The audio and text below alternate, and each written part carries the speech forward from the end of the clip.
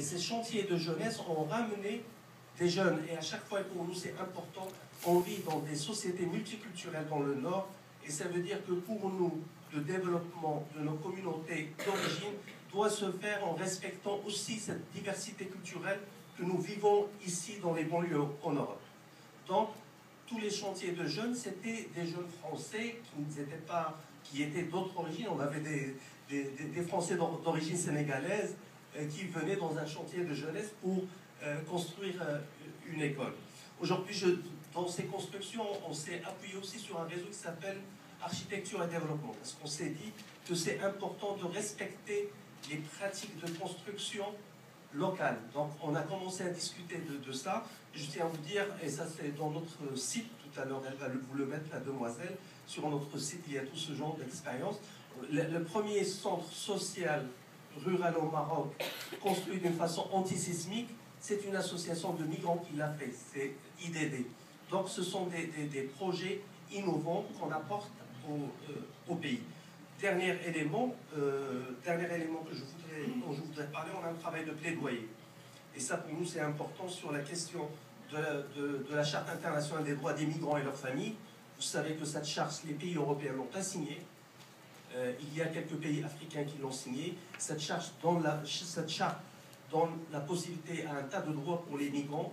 On fait un plaidoyer au Maroc. Le Maroc il a signé cette charte pour appliquer cette charte concernant les migrants subsahariens qui existent au Maroc. On leur dit au gouvernement marocain, on ne peut pas parler des droits des migrants marocains à travers le monde sans respecter les migrants subsahariens qui vivent au Maroc. Et ça, c'est un combat que nous menons tous les jours.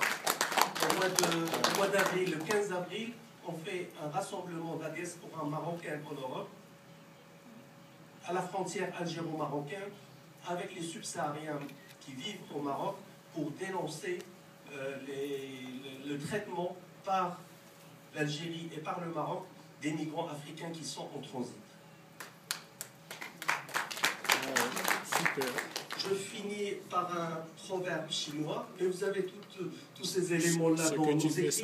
Donc, nous sommes une association d'immigrés et on utilise beaucoup l'écrit, plus qu'Internet, parce que nous pensons que parler aux décideurs, surtout dans nos pays d'origine, passe par l'écrit. C'est la langue des décideurs, c'est l'écrit. Donc, que ce soit pour les Européens ou pour les pays d'origine, on écrit. On a plein de publications, j'en ai quelques-unes. Et l'une de nos expériences a été reconnue comme une expérience pilote pour le programme Migrants for Development de PNUD. Donc on a cette publication qui donne ce genre de pratique sur 12 ans. Je finis par un proverbe chinois qui dit il faut allumer une bougie au lieu de maudire l'obscurité. Et nous disons, nous allumons la bougie et nous maudissons l'obscurité.